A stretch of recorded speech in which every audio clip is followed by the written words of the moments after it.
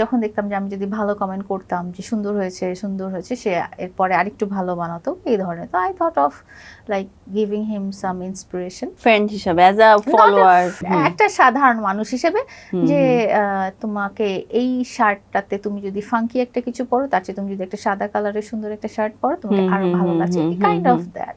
আমি বুঝতে পারতাম যে ও আমার কমেন্টগুলো দেখে সে ইন্সপায়ার্ড হচ্ছে, মানে ও দেখতো আমার কমেন্টগুলো। পরবর্তীতে ইনস্টাগ্রামে ওর সাথে আমার কথা হয়, ও একটা লাইভে এসে বলছিল যে ওর পাসপোর্ট রিলেটেড কিছু ইস্যু হয়েছে, ও পাসপোর্টটা পাচ্ছিল না বা এই ধরনের। তা আমি বুঝতে পারছিলাম যে ওর হয়তো ওই বুঝার ওয়েটা নাই, ওকে যেভাবে বুঝাচ্ছে, একজন বলছে যে তুমি আমাকে টাকা দাও, তোমাকে ড্রাইভিং লাইসেন্স করে দিব, একজন বলছে তুমি আমাকে টাকা দাও, আমার পাসপোর্ট এনে দেবো।